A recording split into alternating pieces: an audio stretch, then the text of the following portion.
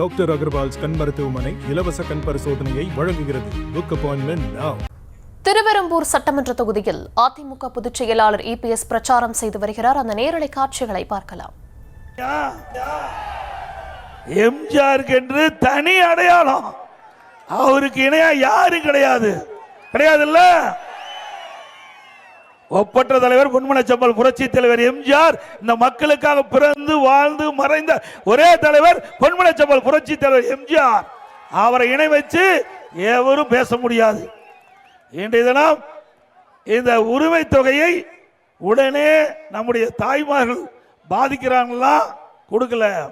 அறிவிக்கப்பட்டு 28 மாசம் திராவிட முன்னேற்ற கழகம் ஆட்சிக்கு வந்து 28 மாச காலம் கொடுக்கப்பட்ட தேர்தல் நேரத்தில் கொடுக்கப்பட்ட வாக்குறுதியை நிறைவேற்றாம தட்டி கழித்து வந்தார்கள் அனைத்து இந்திய அண்ணா திராவிட முன்னேற்ற கழக சட்டமன்ற உறுப்பினர்கள். பிரதான எதிர்க்கட்சி தொடர்ந்து திராவிட முன்னேற்ற கழக அரசுக்கு அழுத்தம் கொடுத்தோம். நீங்கள் கொடுக்கப்பட்ட வாக்குறுதி மாதந்தோறும் 1000 ரூபாய் குடும்ப தலைவிக்கு உரிமை தொகை வழங்குவதாக குறிப்பிட்டு வாக்குகளை பெற்ற பிறகு இந்த குடும்ப தலைவி ஏமாற்றுவது சரியில்லை என்று தொடர்ந்து சட்டமன்றத்தில் அழுத்தம் கொடுத்தோம். பிறகு அதிமுக பொதுக்கூட்டத்தில் தொடர்ந்து பேசணும், அறிக்கையின் வாயிலாக வெளியிட்டோம், ஊடகத்தின் வாயிலாக வெளிப்படுத்தணும்.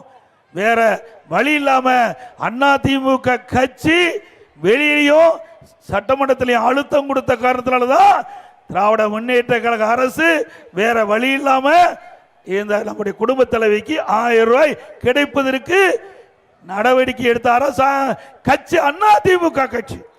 ஒன்னு திமுக எடுத்து கொடுக்கல, கொடுத்தாங்களா? இதே கர்நாடகம் பக்கத்தில் அவர்களும் இதே மாதிரி வாக்குறுதி கொடுத்தாங்க. அது காங்கிரஸ் கட்சி தான் ஆட்சிக்கு வந்திருக்குது. ஆனா அங்க இருக்கிற காங்கிரஸ் கட்சி அந்த கொடுக்கப்பட்ட வாக்குறுதியை 2 மாசத்துல நிறைவேற்றி காட்டினாங்க.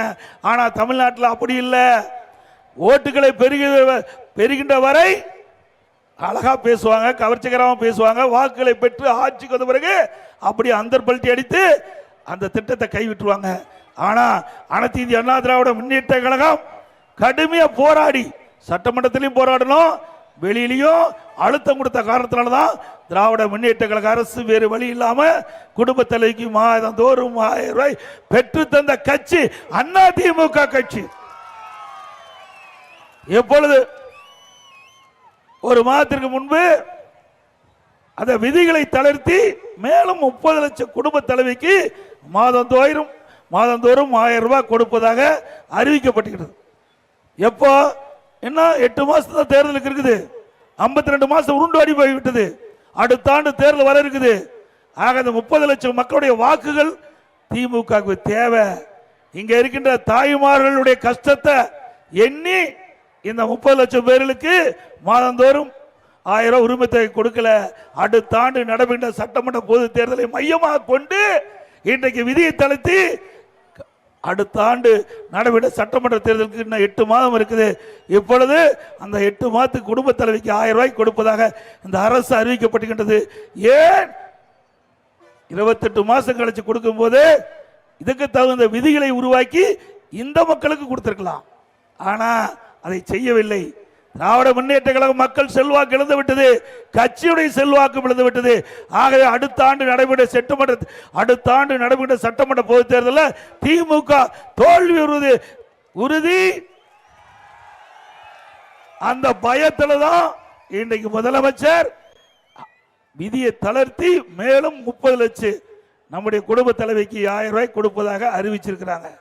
ஆக நாட்டு மக்களுடைய கஷ்டத்தை எண்ணி இந்த திட்டத்தை திராவிட முன்னேற்ற கழக அரசு அறிவிக்கவில்லை என்பதை நேரத்தில் சுட்டிக்காட்டி, அதோடு இன்றைக்கு தமிழகத்தில் சட்ட ஒழுங்கு டிஜிபி மிக மிக முக்கியம். ஏற்கனவே சட்ட ஒழுங்கு சதி சிரிச்சிட்டு இருக்கு தமிழ்நாட்டில். இன்றைக்கு தமிழ்நாட்டில் சட்ட ஒழுங்கு டிஜிபி 30ஆம் தேதி ஓய்வு பெற இருக்கிறார். இந்த மாதம் ஓய்வு பெற இருக்கிறார். ஒரு மாநிலத்தில் இருக்கின்ற உயர் காவல்துறை அதிகாரி டிஜிபி அவர்கள் ஓய்வு பெறுவதற்கு முன்பாகவே, அதாவது 3 மாதத்திற்கு முன்பாகவே அந்த பட்டியெல்லாம் தயார் பண்ணி அங்கே யூபிஎஸ்சிக்கு மத்தியில் அனுப்பி அவர்கள் அதை ஆலோசனை நடத்தி யார் டிஜிபி வர வேண்டும் என்று 3 பேரை அவர்கள் பரிந்துரைப்பாங்க. அதுல 3 பேர் ஒருவரை தமிழ்நாடு அரசு தேர்ந்தெடுக்க வேண்டும். ஆனால் இதுவரை மத்திய அரசுக்கு மாநில அரசு இந்த டிஜிபி பட்டியலை அனுப்பவில்லை. இன்றைக்கு தினமணி பத்திரிகையில் வெளியில் வந்திருக்குது. இதில் என்ன உள்நோக்கம் என்று தெரியவில்லை. ஆகவே திராவிட முன்னேற்ற கழக அரசு சட்ட ஒழுங்கை பாதுகாக்கக்கூடிய தலைமை பொறுப்பு இருக்கின்ற டிஜிபி நியமனத்திலே ஏதோ ஒரு கோளாறு இருக்கின்றது. ஆக வெளிப்படை தன்மை இல்லை. ஏனென்றால் டிஜிபி நியமிக்க வேண்டும் என்று சொன்னால் மாநில அரசு 3 மாதத்திற்கு முன்பாகவே அந்த பட்டியலை யூபிஎஸ்சிக்கு அனுப்ப வேணும், அனுப்பல. ஆகவே இதற்கு என்ன காரணம் என்பதை இந்த அரசு விளக்க வேண்டும். அதோட தமிழகத்தில் சட்ட ஒழுங்கு அடியோடு சீர்கெட்டு போய்விட்டது. உண்மைதானே? சிறுமி முதல் முதியோர் வரைக்கும் பாதுகாப்பு இருக்குதா? இல்ல. இன்றைக்கு தமிழகத்தில் போதைப் பொருள் விற்பனை அமோகமா நடந்துகிட்டு இருக்குது. இன்னைக்கு கூட முதலமைச்சர் சொல்றார், போதைப் பொருளை கட்டுப்படுத்திட்டு. எங்க கட்டுப்படுத்துறீங்க? டன்னு கணக்கில் பிடிச்சிட்டு இருக்கிறீங்க. கஞ்சாவை பத்திரிகை திறந்தா, ஊடகத்தை திறந்தா இங்கே கஞ்சா பிடிபட்டது, இங்கே போதைப் பொருள் பிடிபட்டது என்ற செய்தி தான் அதிகமாக வந்துகிட்டு இருக்குது. திராவிட முன்னேற்ற கழகம் ஆட்சி பொறுப்பேற்று ஓராண்டிலே தமிழகத்தில் போதைப் பொருள் நடமாட்டம் அதிகரித்து விட்டது. நாங்கள் ஊடகத்தின் வாயிலாக தெரிவித்தோம், பத்திரிகையின் வாயிலாக தெரிவித்தோம், சட்டமன்றத்தில் இன்றைய முதலமைச்சருடைய கவனத்திற்கு நேரடியாக கொண்டு வந்தோம். தமிழகத்திலே போதைப் பொருள் விற்பனை அதிகமாக இருக்கின்றது, கடுமையான நடவடிக்கை எடுங்கள். இதனால் மாணவர்கள், இளைஞர்கள், பொதுமக்கள் கடுமையாக இந்த போதைக்கு அடிமையாகி சீரழியக்கூடிய நிலை ஏற்பட்டுவிடும் என்று எச்சரித்தோம். டாக்டர் அகர்வால்ஸ் கண் மருத்துவமனை இலவச கண் பரிசோதனையை வழங்குகிறது. Book appointment now.